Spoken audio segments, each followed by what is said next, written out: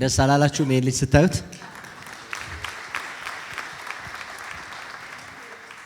እስክንድርን ስታስቡ አንድ ቃል ይመጣልኛል ሁሉ ጊዜ እርሻው መሃል ተቀምጦ ወይም ቆሞ ቦቴ አድርጎ ሃሌሉያ ሚል ቃል አለ አይደል? ይላል አይደል? እስቲ የእስክንድርን ሃሌሉያ እንድትሉ ልጋብዛችሁ። እስቲ ሃሌሉያ በሉ እስቲ። ያ እስክንድር ዮሴፍ ይባላል። ባለፈው ሳምንት ሐዋሳ በነበረኝ ቆይታ ፋርሙን አይቼዋለሁ። በጣም አስገራሚ ነው። በጣም የሚገርም ወጣት ነው። ከአይቲ ባለሙያ ከኮምፒውተር እንደዚህ ሲያዩ እርሻ አካባቢ ገብተህ የምታውቅ አይመስልምና እንዴት ነው ወደ ገበሬ ሄድከው? ቴንኪው በጣም ደስ ብሎኛል በመሐከላችሁ ስለተገኘውና እግዚአብሔር እንዲህ ያለ እድል ስለሰጠን እግዚአብሔርን እጅግ አድርጌ አመሰግናለሁ። ምክንያቱም እንዲህ አይነት ፌሎሺፕ በክርስቲያኑ መሐከል ብዙ አይታይምና ቅድም ዶክተር ምህረትም ሲያስተምረን ነበርና በእንደዚህ አይነት ፌሎሺፕ ውስጥ ከለር አድርገን የምናወጣው ራሳችንን የምናይበት እድል የሚፈጠር አይነት ኢቨንት ነው ብዬ አስባለሁ። ስላየኋችሁ እዚህ ስለመጣው በጣም ደስ ብሎኛል በመጀመሪያና ስለጠራችሁኝም በጣም አድርጌ አመሰግናለሁ። ቴንክ ዩ። እኔ ከመሃል ፒያሳ ነው ተወልጄ ያደግኩት። ህብረት አምባ ቃለ ሕይወት ቤተክርስቲያን ውስጥ ነው ያደግኩት። ሲንስ አይ ዋዝ ቻይልድ እንዴት እንደሆነ ባላውቅም ግን ምንድነው መሆን የምትፈልገው ሲባል እኔ ገበሬ ነው መሆን የምፈልገው ነበር የምለው። ከብታም ነው መሆን የምፈልገው። እና that's why እግዚአብሔር ረድቶኝ ደግሞ በብዙ አይነት ሲቹዌሽን ውስጥ አልፌ ከምንም በላይ ደግሞ በጣም በሚያስደንቅ ሁኔታ እናቴ ቀን ከሌት ትጸልይልኝ ነበርና መሃል ፒያሳ ሆነ ገበሬ ነው መሆን የምፈልገው ብለህ ስትል በጣም ከባድ ነገር ነውና በጣም ጠባብ ቀበሌ ቤት ውስጥ ነው ያደግነው። ሶስት ነን። አንድ ወንድም አንድ እህት አለኝ። እህቴ እዚህ ያለች በመሐከላችን። እንኳን ደህና መጣሽ። እንኳን ደህና መጣሽ ብሏል። ገበሬ ነች። እሷ የተለየ ቢዝነስ ውስጥ ነው የምትሰራው። አክቹአሊ ግብርናውንም ትወደዋለች በእርግጥ። እና ኢኒሺያሊ አይቲ ውስጥ ነው የገባሁት። እግዚአብሔር ያንን መንገድ አደረገልኝ።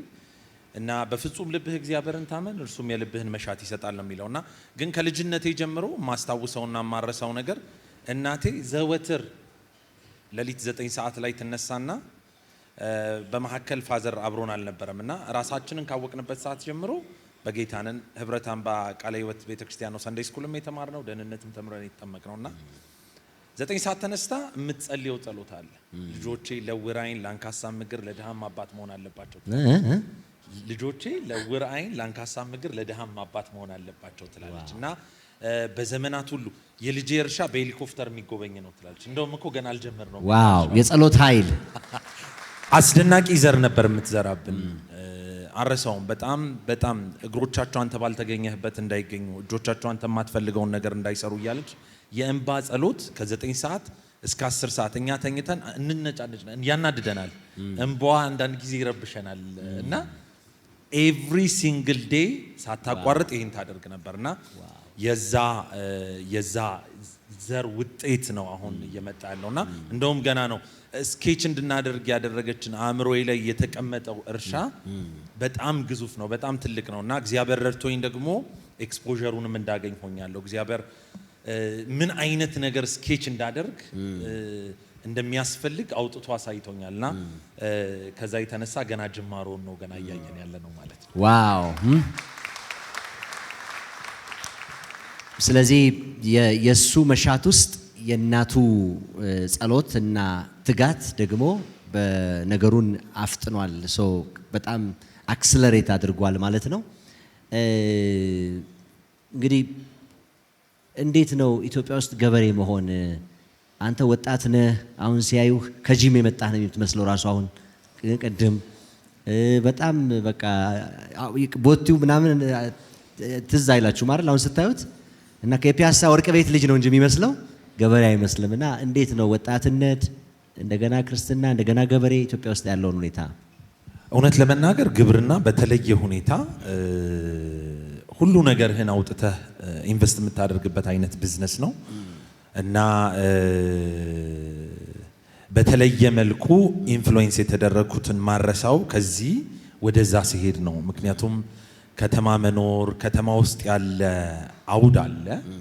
እንዴት አይነት ኑሮ እንደምትኖሩ ታውቁታላችሁ። አዲስ አበባ ስትኖሩ አለባበሳችን፣ አካሄዳችን፣ እርምጃችን እና ደግሞ ለግብርና ያለን እይታ እንደ ኢትዮጵያውያን ትንሽ ቻሌንጅ የሚያደርግ ነበርና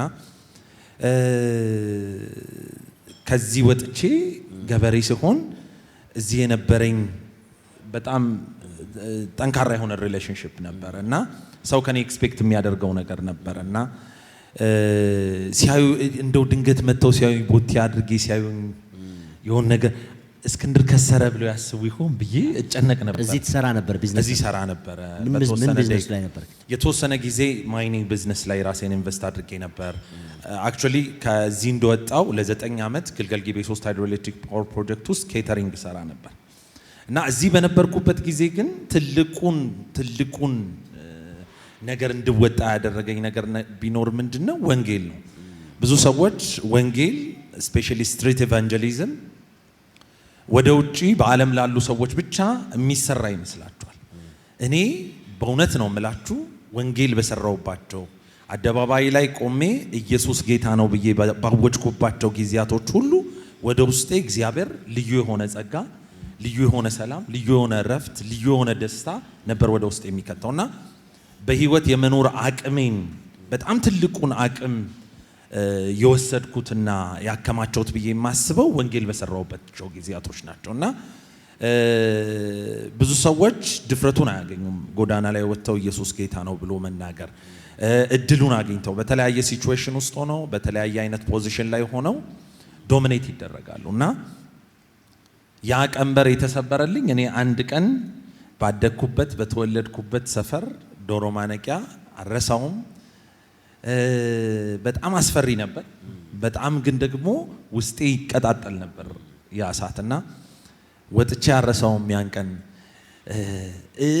እልና ይዘኛል ልጀምር እኮ ወንጌል ልሰብክ በቃ ወንጌል መናገር አለብህ የሚል ነገር መጥቷል ውስጤና እልና ይተናነቀኛል እና አንድ ቀን ግን በቃ ወጥቼ ያን ቀን በቀራኒው መስቀል ላይ ስለኔና ስለናንተ ኃጢአት የሞተው ማንም ሊከፍለው የማይችለውን የኃጢአታችንን ዕዳ ዋጋ የከፈለው የናዝሬቱ ክርስቶስ ኢየሱስ ጌታ ነው ብዬ በሩጫ ነካውት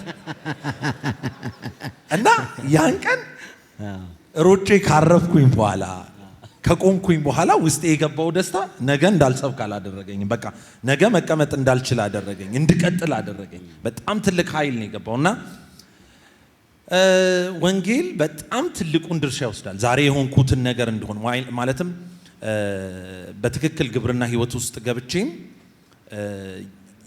የመስራት አቅም፣ የመኖር አቅም፣ የመቀጠል አቅም፣ ከሰዎች ጋር ኢንተራክት የማድረግን አቅም እና ዶሚኔት አድርጎ የመኖር አቅም በስራዬም ውስጥ በሪሌሽንሺፕ ውስጥም ገዝቶ የመኖርን አቅም የሰጠኝ ወንጌል ነው ብዬ ነው የማስበውና ከዛን ጊዜ ወዲህ ብዙ ከዚህ ከወጣሁኝ በኋላ ብዙ ፈራ ነበርና ያንን መልሼ እንዳስብ ሪያላይዝ እንዳደርግና ራሴን እንድቀበል ያደረገኝ ነገር ስራዬን ከወንጌል ጋር አጣምሬ መሄድ የምችልበትን እድል ፈንታ ሳገኝ ነውና ራሴን ተቀብዬ የምኖርበትን እድል ሰጥቶኛል ብዬ አስባለሁ። ወንጌል ሁለት ጥያቄ አነሳና ለእድል ሰጣለሁ ለእናንተ ብዙዎቻችሁ መጠየቅ እንደምትፈልጉ ስለማቅ አንደኛው ማንሳት የምፈልገው ጥያቄ እስክንድር ዮሴፍ አናን ዲያሪ ፋርም የሚባል ግብርና ላይ የተሰማራ ድርጅት አለው እና ምንድነው የምትሰራው? የት ነው እርሻህ?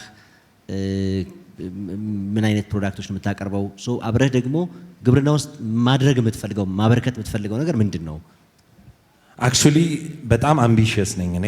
ማድረግ የምፈልገው ነገር በቀን 4.5 ሚሊዮን ሊትርስ ኦፍ ሚልክ እኔና የኔ ካምፓኒ ፕሮቫይድ በሚያደርገው ፕሮዳክት አማካኝነት ኳሊቲውን የጠበቀ 4.5 ሚሊዮን ሊትር ወተት ለማርኬት ማቅረብ ነው። ለአፍሪካ ማርኬት፣ ለአፍሪካ ኮንቲኔንት ማርኬት። ዋው በጣም አስገራሚ ነው። እና በዋናነት ይሄን ለመስራት የፓይለት ፕሮጀክቶችን ነው እየሰራን ያለ ነው። ባክዋርድ ኢንተግሬሽን ላይ በጣም ጠንካራ ስራ እየሰራን ያለ ነው። ፎሬጅ ፕሮዳክሽን እንደ ሀገር የሰውን አልቲቲዩድ መቀየርና ለግብርና ያለውን አልቲቲዩድ መቀየርና ግብርና ላይ ራሱን ኢንቨስት እንዲያደርግ ወጣት ስፔሻሊ ወጣቶች ግብርናው ላይ ኢንቨስት እንዲያደርጉ አሁን እንደምታውቀው በግድ ነበር የሚገቡት ወጣቶች ወደ አግሪካልቸር ሴክተር በግድ ነበር የሚገቡት እየተገፉና ገብተውም ደግሞ የተማሩት ሰዎች እየሰሩበትም አይደለም። ግን ደግሞ ትልቁ ሪሶርስ እንደ ሀገርም ያለን ትልቁ ሪሶርስ ግብርና ነው። ግብርናና ማይኒንግ ናቸው ብዬ አምናለሁ እና ይሄን መቀየር ፈልጋለሁ። የዛ ውጤት ደግሞ የትውልድን ጤናማ የሆነ ትውልድን ከመፍጠር አኳያ የሚኖረው ሚና የማይተካ እንደሆነ አስባለሁ።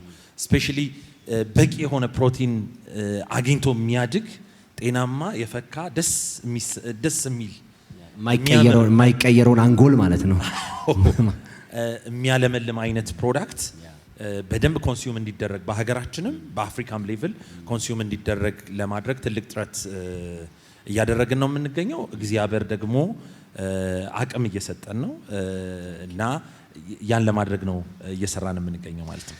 ታንክ ዩ ሶ ማች። ብዙ ወጣቶች አሉ አንተ እንደምትመጣ ሲሰሙ በጣም ብዙ ግብርና ላይ ኢንትረስት ያላቸው ሰዎች መመዝገባቸውን አይተናል እና ግብርና ውስጥ ላሉና መግባት ለሚፈልጉ ሰዎች የምትመክረው ምክር ካንተ ልምድ ተነስተ ምንድን ነው?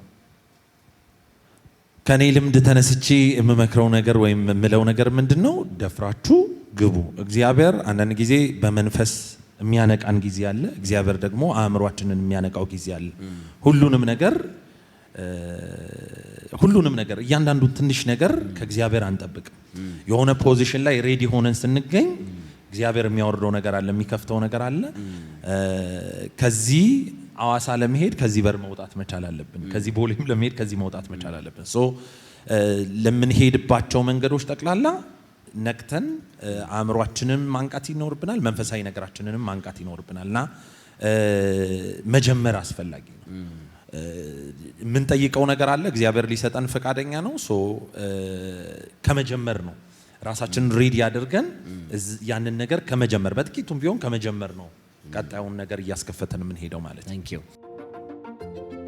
አንድ ነገር ብቻ እስክንድር እንዲላችሁ ፈልጋለሁ። እኔ ፋርሙ ጋር ሲሄድ እኔ 520 ሄክታር ያለው አግሪካልቸር ካምፓኒ ውስጥ ነው እኔ ኦን ሊድ ማደርገው ካምፓኒ እና በጣም ብዙ የግብርና ሜቶዶሎጂዎችን ግብርና ከሚሰሩ ሰዎች ጋር አውያለሁ፣ አይቻለሁ።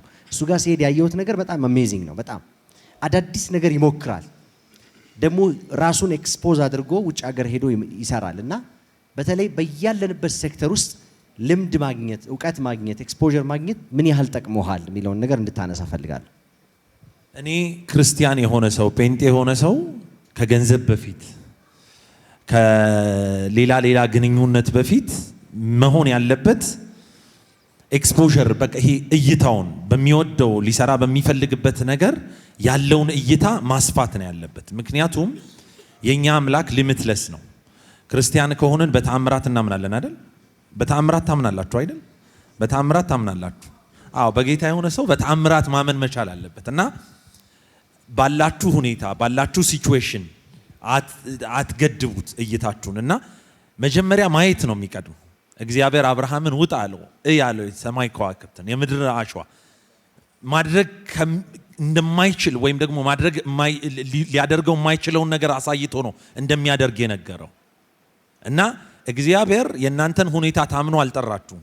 እግዚአብሔር የእናንተን ሲቹዌሽን አስቦ ፍለጋን በውስጣችሁ አላስቀመጠም። መፈለግንም ማድረግንም በእኛ ውስጥ ያስቀመጠ ጌታ የታመነ ነው እና አስቀድማችሁ እይታችሁን አስፉ።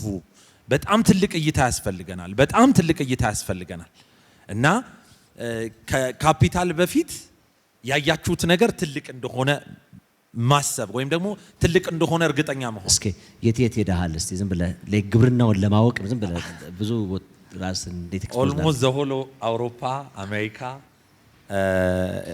በዋናነት እነሱ ጋር ትልልቅ ኤክስፒሪየንሶችን ሼር ያደረግኩባቸው ቦታዎች ናቸውና ግብርና ቅድም እሱ ተናግሮ ያልመለስኩት ጥያቄ ምንድነው? ይሄ ፈጣን የሆነ ኢንካም የሚያመጣ አይነት ቢዝነስ አይደለም። ልክ እንደ ንግድ ወዲያው ትሰጣላችሁ ወዲያው ታመጣላችሁ፣ ግን ኢምፓየር የምትገነቡበት ነው እና አሜሪካን ስንሄድ በጣም የሚያስቀናን፣ ዩሮፕ ሲሄድ በጣም የሚያስቀናኝ አም ዘ ፊፍዝ ጀነሬሽን አም ዘ ሲክስ ጀነሬሽን ይላሉ። 5ኛ 6ኛ ትውልድ ድረስ እየተቀባበሉት የመጡት አይነት ቢዝነስ ነው እና እኛ ግብርና ላይ ብቻ ሳይሆን ሁሉም ቢዝነሶች ላይ ትውልዳችን ኢንጌጅ እንዲያደርግ ኃላፊነት የምንሰጥ ሰዎች አይደለንም። ቅድም ዶክተር ምህረት በጣም ደስ የሚል ነገር ተናግሯል። ከትርፋችን ሳይሆን ከዋናችን ትውልድ ላይ ኢንቨስት መደረግ መቻል አለበት እና ከኛ የተሻለ ጊዜ ያላቸው ከኛ የተሻለ መስራት የሚችሉና ኤክስፖዠር የሚኖራቸው አዳዲሶቹ ትውልዶች ናቸው እና ወደ ትውልድ የሚተላለፍ ቢዝነስ እንዲኖረን ያስፈልጋል። እኔ እውነት ለመናገር ዛሬ እዚህ በመምጣቴ በጣም ረክቻለሁ፣ በጣም ደስ ብሎኛል። ግን እንደ ዶክተር ምህረት ያለ ሰው የሚያስተምራቸውን ትምህርቶች በህይወታችን በጣም በብዙ አይነት መንገድ ጋይድ ሊያደርጉን ስለሚችሉ በስፋት በጣም በ3 ወር ሳይሆን አጭር በሆነ ጊዜ እየመጣን እንድንማር እንድንካፈል ቢሆን ጥሩ ነው። እናመሰግናለን ብላችሁ ቴንኪዩ ብላችሁ እንድትባርኩት ጠይቃችኋለሁኝ። በጣም አመሰግናለሁ። በጣም ወዳችኋለሁ። ተባረኩ።